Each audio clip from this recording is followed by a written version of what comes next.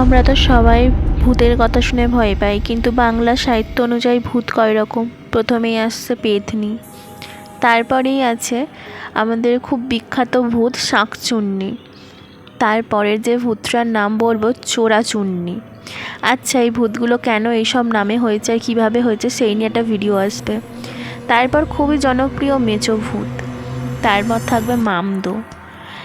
এই ভূতগুলোর বৈশিষ্ট্য কেমন, কোথায় দেখতে পাওয়া যায়, এই নিয়ে পরের এপিসোড শুরু হবে। তোমরা চ্যানেলটাকে সাবস্ক্রাইব করে রেখো। নিশি, তারপর থাকবে দেউ, এরা থাকে জলের মধ্যে।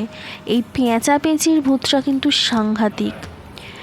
এরপর থাকছে গেছো, গেছো ভূতের এই ছবিটা দেখো, দেখলেই ভয় লাগবে। তারপর থাকছে জোকে, জোকের নাম তো তোমরা সবাই শুনেছ। এরপর তো যেটা শুনবে সেটা কার্টুনে সারাক্ষণ দেখো, ব্রহ্মদৈত্য। এরপরে যে ভূত থাকছে সেটা আলেয়া। নেক্সট, এটা সুন্দরবনের জনপ্রিয় ভূত। তারপর থাকছে স্কন্ধকাটা, এদের নাম তো সারাক্ষণ শোনোই যারা গ্রামের দিকে থাকে। আর এই কানা ভুলো ভূতরা হচ্ছে কে বাবা, খুব সাংঘাতিক। এরপরেই থাকছে ঝাউ পেতনি, এরা ঝাউ গাছের মধ্যে নাকি লুকিয়ে থাকে। এরপর থাকছে ডাইনি, যারা আত্মা নয় কিন্তু এরা হাঁস খেতে খুব ভালোবাসে। আর লাস্টে থাকছে গোভূত।